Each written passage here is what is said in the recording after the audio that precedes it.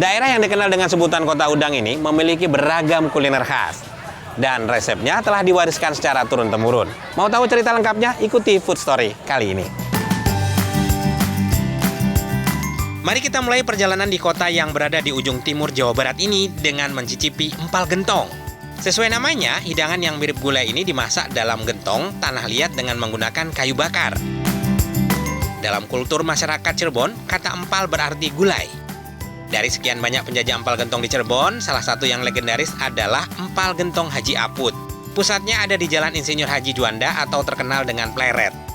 Sedangkan dua cabangnya ada di Jalan Tuparef dan kawasan wisata Batik Trusmi. Usaha empal gentong ini dirintis sejak tahun 1995. Haji Aput disebut jadi pelopor penjajah empal gentong yang mangkal karena biasanya empal gentong dijual dengan cara berkeliling membawa gentong tanah liat. Saya langsung disambut oleh pemiliknya, Haji Mahfud, atau biasa dipanggil Haji Aput. Wah, ini langsung sama Pak bosnya kayaknya nih. Betul. Pak, waduh, ini Masya Allah, ini enak banget kayaknya nih. Iyalah, mantap. Pak, itu kan ada empal asem sama empal gentong. Oh iya. Kalau yang asem yang kayak apa sih, Pak? Yang asem itu bening, rasanya asem. Oh gitu, Sama bening. aja sih isinya daging, babat gitu ya, kikil, apa cuma bedanya bening. Bening. Ini mungkin nggak banyak yang nggak ada yang nggak suka itu boleh pakai nyoba yang bening ya. Iya. Misalnya nggak suka, kurang suka yang santan Nanti langsung bisa bening ya. Pak, kalau kekinian itu kan modelnya sekarang bisa model bungkus, sekarang kan jauh. Oh iya. Betul. Ini boleh dibungkus ini, gimana nih? Bisa. Ah. Nah, tapi sekarang sudah ada terobosan nih, ya dari Pak Haji nih. Nanti di kalengin begini nih. Widih, ini dia nih. Lebih praktis. Kekinian banget deh. Iya, empal gentong Haji Aput. Iya. Kalau satu ini berapa nih Pak Haji? 30.000. 30.000 ya? Betul. Ini tinggal diangetin aja nanti.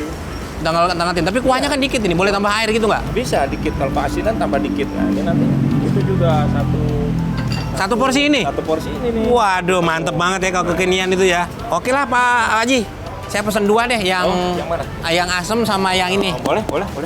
Tapi kalau aku ngintip-ngintip ke dapur nanti boleh Pak Haji? Oh bisa, boleh. Nah ini yang penting ya kan, kita boleh ngintip di dapur. Keterbukaan, sedap, mantap.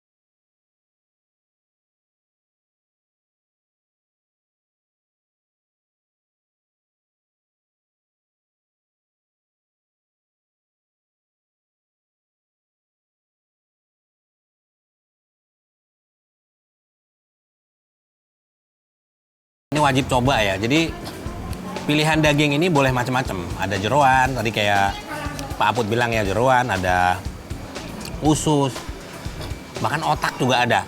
Mungkin yang kurang-kurang otak kayak Beno ini harus pakai otak. Iya, pakai otak. Silahkan, tinggal selera aja ya. Sekarang kita imbangi kuah empal gentong yang melekoh dengan empal asem yang kuahnya bening tanpa santan. Baik.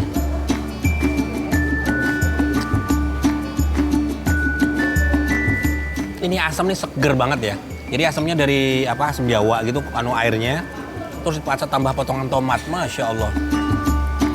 Ini juga lazis.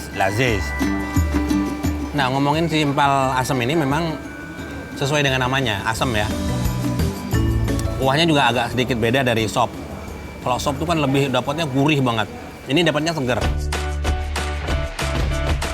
Biar lebih afdol, yuk kita intip proses masak empal gentongnya. Tadi sudah dapat izin dari Haji Aput, langsung aja. Benu bertemu dengan Husein Agung, putra kedua dari Haji Aput yang juga mengelola cabang usaha empal gentong. Mas Husein sedang menyiapkan bumbu dasar empal gentong yang terdiri dari bawang putih, bawang merah, kemiri, dan kunyit.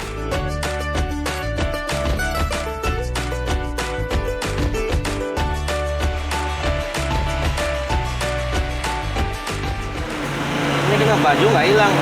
Kena baju nggak hilang? Nggak hilang. Wah, Kunyit. ini pewarna alami nih, kena baju nggak hilang. Wah, Aja hilangnya lama. ini yang di tangan. Oh,